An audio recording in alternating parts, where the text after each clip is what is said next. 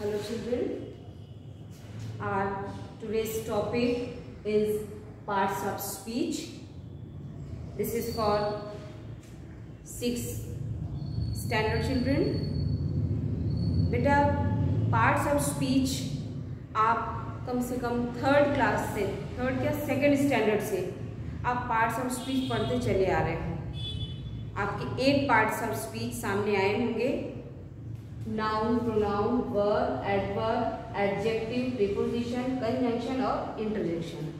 These 8 parts of speech जो आप previous classes से पढ़ते चले आ रहे हैं। ये सारे वर्ड्स जो आपके सामने जो पार्ट्स ऑफ स्पीच मैंने लिखे हैं, इसमें ऐसा कोई भी नहीं है जो आपने सुना ना हो। इन सब की डेफिनेशन भी आपको याद होगी, ठीक है। लेकिन बेटा ये चीज़ें केवल डेफिनेशन तक ही सीमित नहीं हैं, इसको थोड़ा सा प्रैक्टिकली अपने व्यवहार में लाने की कोशिश करो। इसको ये समझो कि प्रैक्टिकल वे में समझने की अगर कोशिश करो तो then it will be more and more comfortable and easier for all of you. ये आपके लिए कहीं ज़्यादा आसान हो जाएगा, ठीक है। तो नाउन की जो डेफिनेशन या प्रोनाउन या पूरे 8 की जो डेफिनेशन आपने याद की है, उसको आप एक बार रिवाइज कर लीजिए। और उसमें मुझे कुछ आपको डेफिनेशन के बारे में चर्चा नहीं करनी है, बस उन्हीं डेफिनेशंस को एक बार शॉर्ट वे में केवल मैं डिस्कस करना चाहती हूँ आप लोगों से, ताकि ये 8 पार्ट्स ऑफ स्पीच आपको क्लियर हो जाए। ओके, तो सबसे पहले हम ये जानते हैं कि पार्ट्स ऑफ स्पीच एक्चुअली होता क्या है, क्यों ये छोटी क्लासेस से शुरू करते हैं ना कि बड़ी क्लासेस से। पार्ट्स ऑफ स्पीच में हम पढ़ते क्या है, होता क्या है। वी शुड नो कि that what is this part of speech, what the meaning of this topic and why it is very important. क्योंकि इसकी ज़रूरत आपको आगे तक, अभी 12th तक इसकी ज़रूरत पड़ेगी। हम इसको ऐसा नहीं है कि 6 के बाद, 7 के बाद, 8 के बाद हम इसे ही ख़त्म कर देंगे। इन सब के अलग अलग काइंड्स भी हैं, ठीक है। लेकिन 6th स्टैंडर्ड के according I am going to explain the topic कि जो आपके 6th स्टैंडर्ड में काम आए, उसी स्टैंडर्ड के हिसाब से मैं इस टॉपिक को एक्सप्लेन कर रही हूँ इस वीडियो में। Okay, so now let us start the video. See parts of speech. Parts means क्या होता है, जिसे आप हिंदी में टुकड़ा कहते हैं, हिस्सा कहते हैं, है ना। Different parts, parts of body. तो पार्ट्स ऑफ बॉडी में एक पार्ट ये, एक पार्ट ये, एक पार्ट ये, एक पार्ट ये, ऐसे पार्ट्स है। तो पार्ट्स का मतलब हिस्सा। और स्पीच क्या होता है, स्पीच में आपने सुना होगा ना कि प्राइम मिनिस्टर की स्पीच आ रही है, प्रेसिडेंट की स्पीच आ रही है, या मुझे स्पीच देना है, ठीक है। तो उस स्पीच में आप क्या करते हैं, उस स्पीच में आप स्टेज पे खड़े होकर के, डायस के पास खड़े होकर क्या करते हैं, आप बोलते हैं। You just speak over there and nothing else. भाई स्पीच में क्या करते हैं, आप ऐसे खड़े होकर के या डायस पे हाथ रख करके आप कुछ बोल रहे होते हैं, अपने विचारों को आप रखते हैं, दैट्स ऑल। यही इतना करते हो ना। तो स्पीच का मतलब क्या हुआ कि हम या दूसरे जो कुछ भी बोलते हैं, दैट इज स्पीच। तो स्पीच को स्टेटमेंट भी कहा जाता है। कहा जाएगा कि नहीं कहा जाएगा। स्टेटमेंट का भी तो मतलब वही हुआ, कथन, इसको हिंदी में कहते हैं। स्पीच और स्टेटमेंट का मतलब होता है कथन, हम या दूसरे जो बोले वही है, ठीक है। तो पार्ट्स ऑफ स्पीच का मतलब क्या हुआ कि हम लोग जो बोल रहे हैं, है ना, उसके हिस्से से मतलब ये है कि हम जो कुछ भी बोल रहे हैं, जो सेंटेंस यूज कर रहे हैं, उसमें कुछ हिस्से हैं। For example you see here, I am teaching you English. Okay, this is my speech, my statement, ठीक है। ये मेरी स्पीच है, मतलब ये मैंने कहा आप लोगों से, मेरा स्टेटमेंट है क्या, I am teaching you English, ठीक है। अब स्पीच तो यहाँ आपको दिख गई। अब हम आते हैं ये पार्ट्स का क्या मतलब है। पार्ट्स का मतलब है कि इस स्पीच के, इस स्टेटमेंट के, इस बात के हिस्से। अब देखो इसमें 1 2 3 4 5 पार्ट्स आपको दिखे। एक सेंटेंस में 5 टुकड़े दिखे कि नहीं दिखे, 5 हिस्से दिखे कि नहीं दिखे। एक सेंटेंस में, ये जो सेंटेंस सेंटेंस आपको दिख रहा है, इसमें 5 वर्ड्स यूज हैं, तो वही 5 वर्ड्स ही तो 5 टुकड़े हुए। तो वो पार्ट्स, ये जो टुकड़े हैं, ये जो पार्ट्स हैं वो क्या हैं, उसी को हमें इस टॉपिक में पढ़ना है। तो पहले हम समझ ले रहे हैं इस एग्जाम्पल को ही। ये क्या है? आई। आप सब ने पार्ट्स ऑफ स्पीच की डेफिनेशन याद की होगी, तो आपको ध्यान होगा कि ये आपका प्रोनाउन है। याद है ना? Pronoun is a word used at the place of noun. Pronoun is a word used at the place of noun. I, we, you, they, these all are pronouns. तो ये आई आपका क्या हुआ? ये प्रोनाउन है। इस प्रोनाउन को हम यहाँ पढ़ रहे हैं कि नहीं पढ़ रहे हैं? ये पार्ट्स ऑफ स्पीच में है कि नहीं है? हाँ, ये प्रोनाउन आपका इसी का तो हिस्सा है। आपका एंड, ये आपका हेल्पिंग वर्ब है। हेल्पिंग वर्ब मेन वर्ब नहीं है। हेल्पिंग, ये वर्ब को असिस्ट कर रहा है। हेल्पिंग का मतलब क्या है? सपोर्ट करने वाला, मदद करने वाला। लेकिन वर्ब तो ये नहीं है, लेकिन इसको वर्ब के पार्ट में रख सकते हैं हम ये ऐसे, क्योंकि ये हेल्पिंग वर्ब है। ठीक है ना? तो इसको वर्ब की कैटेगरी में रख सकते हैं। टीचिंग क्या है? Teach, this is also an action.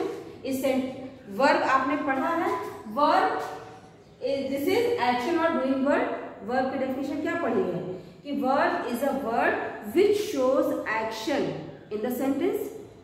क्रिया वो है, वर्ब वो है कि जो सेंटेंस में एक्टिविटी बता रहा है, सेंटेंस में काम को बता रहा है कि कौन सा काम हुआ है।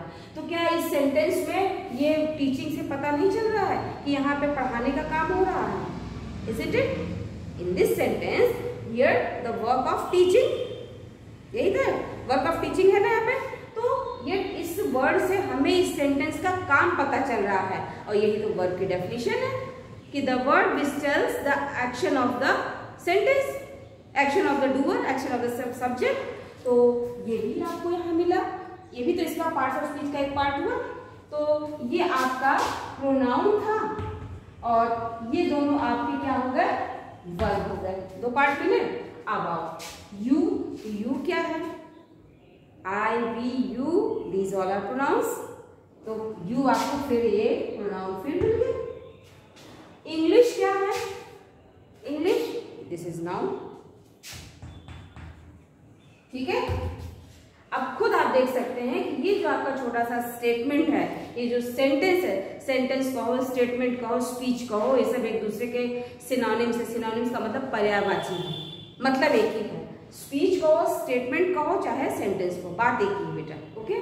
तो जो भी मैंने बोला, मेरी जो स्पीच थी, मेरा जो सेंटेंस था, वो क्या था? I am teaching you English. Okay?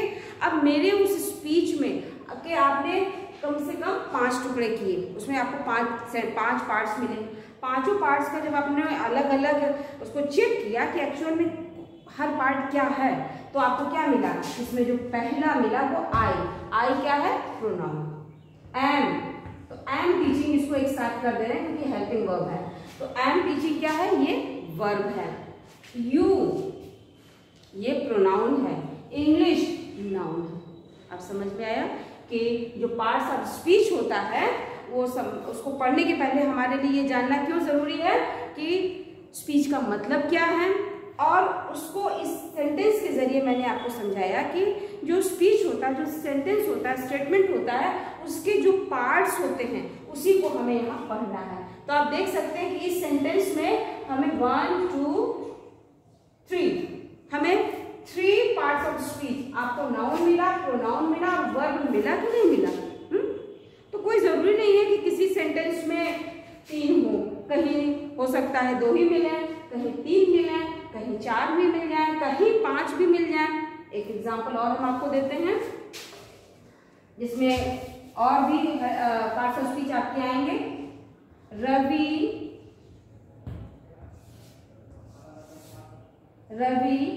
gave me a nice dog। ठीक, चलो देखते हैं क्या है। ये क्या है? नाउन, सब जानते हो। नाउन में वो भी प्रॉपर नाउन है। रवि गेव, देना, तो देने से एक एक्टिविटी पता चली, क्रिया हुई, तो ये आपका नाउन हुआ और ये आपका वर्ब हो गया कि नहीं हो गया? ये आपका वर्ब हुआ क्योंकि इसी शब्द से पता चल रहा कि इस सेंटेंस में, इस स्पीच में किस चीज का काम हुआ, देने का काम हुआ। मी आपका प्रोनाउन हुआ, माई का मी होता है तो मी आपका प्रोनाउन हुआ। और नाइस, अब तो आपका पार्ट ऑफ स्पीच नहीं है इसलिए ये इसके साथ मैंने किया। नाइस एडजेक्टिव हुआ, सबको एडजेक्टिव वाली डेफिनेशन याद है, टेल्स अबाउट नाउन और pronoun. Is a tall man, I am a brave person, तो ब्रेव क्या है, एडजेक्टिव है, वैसे ही ये नाइस है। और कैसे ये एडजेक्टिव और प्रूव कर लेते हैं कि ये जो डॉल आपकी है जो कि नाउन है, डॉल जो आपकी नाउन है उसकी विशेषता बता रहा है, इसलिए भी ये एडजेक्टिव। ठीक है, तो so now just make a counting 1 2 3 4, doll again noun है। 4 parts of speech are here. ठीक है ना। अगर हम इसी में यहीं पर एक वर्ड और ऐड कर दें, lovingly. Ravi gave me a nice doll lovingly, Ravi ने मुझे बहुत अच्छी सी गुड़िया प्यार से दी। तो लविंगली आपका क्या हो जाएगा, एडवर्ब हो जाएगा। एडवर्ब की डेफिनेशन आप जरा एक बार देखिएगा, अभी मैं एक्सप्लेन करती हूँ कि एडवर्ब हमें बताता है, टेल्स अबाउट द वर्ब।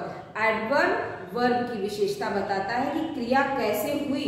तो यहाँ पे ये जो क्रिया है देने की वो कैसे हुई, प्यार से हुई, लविंगली हुई ना, मुझे उसने प्यार से डाल दिया लविंगली, तो ये आपका एडवर्ब हो गया। ठीक है, तो अब मेरे ख्याल में बच्चों आपको समझ में आ गया होगा कि पार्ट्स ऑफ स्पीच में हम क्या पढ़ते हैं, क्यों ये इतना जरूरी है पढ़ना।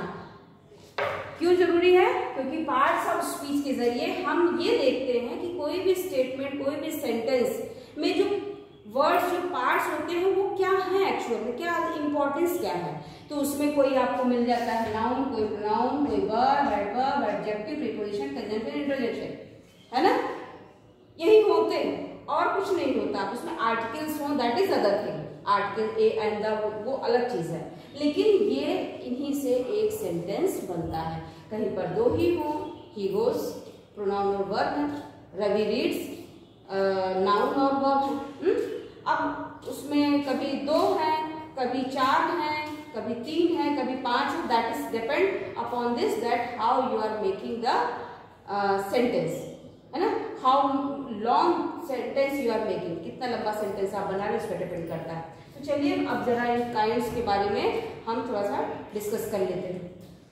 नाउन की डेफिनेशन आपने पढ़ी, noun is the name of person, place और थिंग। ये डेफिनेशन आपकी सही है जो आपने याद किया, आपने कॉपी में लिखा, लेकिन इसको जरा इस तरह से समझो कि एक्चुअल में नाउन, एक प्लेइंग मेथड से हम देखते हैं कि नाउन क्या है। बेटा नाउन वो सब चीज है जो कुछ भी हमारे सामने दिख रहा है। Noun is such an object whatever we can see in our surroundings. Noun वो एक ऑब्जेक्ट है, नाउन वो एक लिविंग नॉन लिविंग ऑब्जेक्ट है जो हमारे इर्द गिर्द है। अब बताओ फिर भाई, यहाँ पर ब्लैक बोर्ड ये भी तो एक ऑब्जेक्ट है, ये भी नाउन हुआ। चॉक ये भी एक ऑब्जेक्ट है, ये भी नाउन हुआ। एयर जो हर वक्त हमारे एटमॉस्फेयर में रहती है, air that is also noun. Water, मैं जानबूझ करके ये तरीका इस्तेमाल कर रही हूँ बेटा कि नाउन को इस तरह से मैं डिफाइन करूँ। क्यों? क्योंकि आप लोग पेन, बुक, मैन, एनिमल तक ही सीमित रह जाते हो।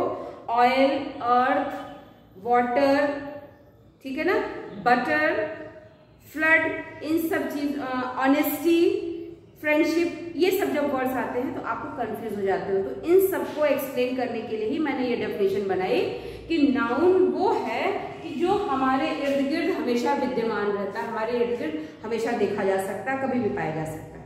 ठीक है, हमारे इर्द गिर्द फैंस होंगे कमरे में, विंडोज होंगी, वुड होगा, ट्री होगा, वेजिटेबल्स होंगी, ऑयल होगा, बटर, घी, ब्रिक्स, स्टोन, एयर, ये सब तो चीजें हैं। अच्छा, हमारे इर्द गिर्द फ्रेंडशिप भी तो होती है और हमारे इर्द गिर्द एनिमिटी भी होती है। फ्रेंडशिप अभी कह दिया कि राम और श्याम में बहुत अच्छी फ्रेंडशिप है, तो वो फ्रेंडशिप दिखाई हुई ऑब्जेक्ट नहीं, उन दोनों के बीच में फ्रेंडशिप है तो कोई चीज दिखाई नहीं दे रही है। फ्रेंडशिप को आपने कैसे देखा? आपने फ्रेंडशिप को फील किया, तभी तो आप कहते हैं कि वहाँ पे फ्रेंडशिप है। तो जब आपने कहा वहाँ फ्रेंडशिप है तो यानी कोई चीज़ है, भले ही आप उसको देख नहीं सकते हो। जैसे एयर आप देख सकते हो? नहीं देख सकते हो, लेकिन आप एयर फील करते हो, एयर को फील करते हो। It means air is in the atmosphere. इसका मतलब है कि हवा माहौल में है। तो हमने क्या भी डेफिनेशन बताई कि नाउन वो चीज़ है, नाउन को एक पर्सन प्लेस और थिंग तक ही ना हम रख करके डेफिनेशन समझें। नाउन वो हर चीज़ है जो हमारे इर्द गिर्द हर वक्त हमारे माहौल में विद्यमान होता है, हर वक्त वो चीज़ रहता है, चाहे वो दिखाई दे चाहे न दिखाई दे, वो होता है। कभी कभी वो दिखाई देता है और कभी कभी वो केवल फील ही किया जाता है। ठीक है ना, दैट इज नाउन। ठीक है, नाउन की जो डेफिनेशन है, नाउन की जो डेफिनेशन वो सबने याद की है, लेकिन समझने के लिए बच्चों हमेशा यही ध्यान में रखना, तभी इसको ब्रॉड लेवल पे पढ़ पाओगे, तभी इसके काइंड्स में जाकर के आप इसे पढ़ पाएंगे। केवल noun is a name of person place और थिंग में आप एक जगह कन्फाइंड हो जाते हैं। Noun is such an object which is prevailed, which is always consists in our atmosphere, whether it is seen or not seen, but if it is felt, it means that is in the atmosphere. भाई हवा को किसी ने नहीं देखा है, लेकिन हवा को फील सब करते हैं, तभी तो आप कह रहे हैं कि हवा है, हवा हमारे वायुमंडल में, हमारे एटमॉस्फेयर में है। ठीक है, एनिमिटी दुश्मनी, फ्रेंडशिप दोस्ती, ब्रेवरी ऑनेस्टी, वहां ईमानदारी, उस व्यक्ति में ईमानदारी है। तो ईमानदारी है का मतलब है क्या कि ईमानदारी कोई चीज है, वहां पे है, भले वो चीज हमें दिखाई नहीं दे रही है। That can be felt only by seeing the behavior, by seeing the activity of two or three people, we can see that, we can understand that there is friendship or enmity or revenge. तो ये जो words हैं अभी इनको इसके kinds के जरिए clear हो जाएगा कि apple, Ravi, gold, friendship, crowd, भाई माहौल में भीड़ भी तो होती है, मॉब, बार ऑफ चॉकलेट, ये सारी चीजें सब हैं हमारे माहौल, हमारे इर्द। इसीलिए मैंने इसकी डेफिनेशन को थोड़ा सा ब्रॉड कर दिया है कि जो कुछ भी दिखाई दे, बार ऑफ चॉकलेट है ना, हर्ड ऑफ द शीप्स, ठीक है, आर्मी भी क्या है, आर्मी भी ग्रुप है। अब उस सब को कैटेगराइज हम करते हैं नाउन के काइंड्स में। तो पहला काइंड आपने पढ़ा है प्रॉपर नाउन। अब डेफिनेशन आपको मालूम है, अब इस चीज को आपको मैच करना है, मुझे यहाँ इसको ज्यादा डिटेल में नहीं बताना। प्रॉपर नाउन आपको सबको डेफिनेशन मालूम है, this is the particular name, ठीक है ना। और प्रॉपर नाउन को यहाँ से भी शॉर्ट में समझ सकते हो कि proper noun will be one in the universe, that's all. कि प्रॉपर नाउन यूनिवर्स में एक ही है, क्या है, जैसे अब बॉय कह दिया, अगर कहा जाए कम हियर अ बॉय, तो ऐसे में एक साथ दो बच्चे उठ जाते हैं पहुंचने, यस मैम यस सर करने। लेकिन अगर हम नाम लेके बुलाएंगे रवि कम हियर, तो at that time only Ravi will कम।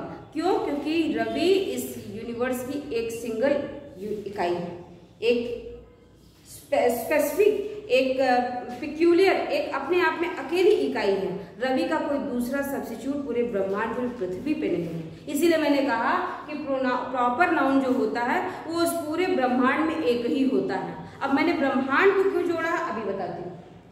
कि नाम तो आप समझ लिया, अच्छा नाम है, डॉक्टर पांडे है, डॉक्टर सिंह है, कोई डॉक्टर है उनके। अच्छा हम जुपिटर की बात करें, हम अर्थ की बात करें, हम मून की बात करें, हम सन की बात करें, हम मार्स और वीनस की बात करें, ठीक है। आप सब साइंस पढ़ते, ज्योग्राफी पढ़ते हो, आपको मार्स, जुपिटर वगैरह क्या है ये आपको पता है, ठीक है ना। तो ये सब क्या है, एक है, जुपिटर दो नहीं है, अर्थ दो नहीं है, सन दो नहीं है। इसलिए बच्चों मैंने कहा यूनिवर्स का यूज किया कि पूरे ब्रह्मांड में जो एक हो। अच्छा बच्चों के दिमाग में एक क्वेश्चन आ जाता है कि प्रॉपर नाउन अगर एक है तो क्लास में दो रवि अगर पढ़ रहे हो तब क्या होगा। तो बेटा जो दो रवि पढ़ेंगे तो दोनों ही अपने में अलग अलग हैं, दोनों का नाम एक हो सकता है लेकिन दोनों के फादर अलग अलग हैं। मान लो दोनों भाई हो, दोनों का ऐसा होता नहीं, लेकिन फिर भी मैं एक एग्जांपल दे रही हूँ। तो बेटा दोनों अपने आप में अलग हैं, कोई भी व्यक्ति किसी से जुड़ा नहीं होता है, ठीक है ना। चार भाई बहन हैं, चारों का अलग अलग अस्तित्व है, तो एक ही नाम के 5 बच्चे क्लास में हो तो भी वो अपने आप में प्रॉपर नाउन ही होगा, वो कॉमन नहीं हो सकता है। ठीक है, well proper noun is a word which will be one in the universe and nothing else. ठीक है, और मैंने यूनिवर्स वर्ड इसीलिए यूज किया है कि अर्थ, जुपिटर, मार्स, अर्थ, मून, सन, ये वर्ड आने पर, ये ऑब्जेक्ट्स आने पर आप कंफ्यूज ना हो, इजीली इसको आप लिख सकिए कि ये प्रॉपर नाउन है। अच्छा, दूसरा है इस एक काइंड का, सेकेंड टाइप है कॉमन नाउन। कॉमन ये अपने नाम से ही क्लियर है, कॉमन से कहते हैं वो कॉमन है, वो बहुत कॉमन है, यहाँ भी है, वहां भी है, उधर भी है। कॉमन का मतलब है कोई भी। हिंदी में जब आप कॉमन नाउन की डेफिनेशन पढ़ते हो तो इससे क्या पता चलता है कि इसमें व्यक्ति, लड़की, लड़का, टीचर, ठीक है ना, कोई भी हो सकता है। अब कॉमन नाउन को और डिफाइन करने के लिए हम आपके सामने करेंगे कि कॉमन नाउन वो वर्ड है जिससे जो हमें कहीं भी मिल सकता है ना। जैसे बॉय, बॉय तो कोई भी हो सकता है, क्लास में 10 बच्चे हैं, 50 बच्चे हैं, वो सब भी तो बॉय हैं। अच्छा, टीचर, स्कूल में 10 टीचर हैं, 20 टीचर हैं, 50 टीचर हैं, कौन सा टीचर, किस टीचर से मिलना चाहते हैं? कोई आए कहे मुझे टीचर से मिलना है, तो सवाल उठता है ना कि किस टीचर से, पांडे सर से मिलना है कि किससे मिलना है। तो एक जो उनकी आइडेंटिफिकेशन होगी कि पांडे, तो वो पांडे सर क्या होंगे, वो पांडे वो प्रॉपर नाउन होगा क्योंकि वो एक ही होंगे। ठीक है ना, जब ये कह दिया कि पांडे सर से मिलना है तो आप केवल पांडे सर के पास ही जाएंगे, किसी दूसरे सर के पास नहीं जाएंगे। तो एक स्पेसिफिक किया कि नहीं किया? तो टीचर आपका कॉमन नाउन हुआ, लेकिन पांडे सर आपका प्रॉपर नाउन हो गया। अब थर्ड पे आओ, material noun. Material noun, material noun जो होता है मेटल, बच्चे आयरन, गोल्ड, सिल्वर को मटीरियल नाउन कहते हैं। ठीक है, सही भी है। हम आपको इसको समझाना चाहते हैं, मटीरियल नाउन वो सारी चीजें हैं जिसको पाने का जरिया जमीन है, जिसको पाने का जरिया जमीन है। तो सोना, चांदी, सारे क्या है? मेटल्स हैं। मेटल्स हमें कहाँ से मिलते हैं? हवा में नहीं मिलते हैं, मेटल्स हमें जमीन से मिलते हैं, उनको पाने का जरिया क्या है? जमीन है। अब हमने ये तरीका कि मेटल को मटेरियल नाउन वो है जो हमें जिसको पाने का जरिया जमीन हो, क्यों अभी मैं बताती हूँ। मेटल में तो भाई जब मैंने कहा कि जमीन जिसको पाने का जरिया हो, तो हमें पानी भी तो जमीन से मिलता है। आप मोटर ऑन करते हैं तो ऐसा नहीं कि ऊपर से पानी आ रहा टंकी से, मशीन लगी हुई है, जाने कितने फीट गहरा बोरिंग हुई होगी, नीचे से पानी वो मशीन ऊपर खींच करके टंकी पहुंचाता, वो पानी आ रहा। ठीक है, तो मटीरियल नाउन में आपका वाटर हुआ क्योंकि उसको पाने का जरिया क्या है? जमीन है। ठीक, ट्री, एक पेड़ जो खड़ा है, उस पेड़ को आप हवा में नहीं खड़ा कर सकते। उस पेड़ को आप सोचो कि एक टेबल है, उस पर हमने रख दिया, पेड़ खड़ा हो जाएगा, ऐसे नहीं, उसको जमीन चाहिए, उसको जमीन की नमी चाहिए, जमीन से उसको जो मिनरल्स मिलेंगे तब एक पेड़ हरा भरा होगा। तो पेड़, ट्री का कौन सा नाउन हुआ? ट्री एक मटीरियल नाउन हुआ क्योंकि उसके खड़ा होने का, उसके अस्तित्व पूरी तरह से जमीन पर टिका हुआ। अच्छा, मिल्क, भाई गाय दूध देती है। अच्छा, अगर मिल्क क्या है? एक्चुअल में milk is in the watery form, एक पानी वाले फॉर्म में, लिक्विड फॉर्म में है ना गाय। तो पानी, उसका संबंध, दूध का संबंध किससे जुड़ा हुआ है? पानी से। Again milk is also material noun. Butter और घी वो भी मिल्क से ही बनना है, तो उसका बेस, उसका पाने का जरिया क्या है? जमीन है, जमीन है। अच्छा, ऑयल, अब ऑयल अगर पेट्रोलियम ऑयल की बात कर रहे हो तो वो भी जमीन से मिलेगा। वेजिटेबल ऑयल की बात कर रहे हो तो वो भी वनस्पतियों से मिलेगा। वनस्पतियां कहाँ मिलेगी? पेड़ के जरिए वनस्पतियां मिली, तो ये आपका मटीरियल नाउन हुआ। ठीक है ना, तो वो सारी चीजें, जरा उसको गहराई से सोचो बच्चों, कि जिन चीजों को पाने का जरिया जमीन है वो सारी चीजें मटीरियल नाउन ही कहलाएंगी और कुछ। ठीक है, अब आओ collective noun. Collective noun, collective, collect word से हुआ ग्रुप, तो जिस वर्ड से ग्रुप का बोध होता है, ग्रुप, जिस शब्द से पता चले अच्छा ग्रुप है, वो आपका कलेक्टिव नाउन। कैसे? क्लास, अगर हम कहते हैं 6 क्लास, तो 6 क्लास का मतलब एक बच्चा नहीं है, पूरी क्लास है। आपके 70, 75 की, 40, 45 की जितनी की स्ट्रेंथ है वो पूरी क्लास है, वो सारे बच्चे। कम ईयर 6 क्लास, तो कम ईयर 6 क्लास कह रहे हैं तो मतलब पूरी 6 क्लास को बुलाया जा रहा है, एक बच्चे और 2 बच्चे को नहीं। अच्छा, एक और ले लें हम, मॉब। मॉब मतलब होता है भीड़, तो there is a crowd. Crowd या मॉब एक ही है। तो क्राउड का मतलब क्या है? लोगों की भीड़ है, ठीक है ना। अच्छा, ये रहा आपका कलेक्टिव नाउन। फिर आपका आया abstract noun. Abstract noun, abstract noun को थोड़ा सा बेटा समझना पड़ेगा। एब्स्ट्रैक्ट नाउन वो है कि जो हमें दिखाई नहीं देता है, that can be felt only. ये केवल महसूस होता है, ये केवल महसूस होता है, जिसमें आपकी क्या क्या आएंगे?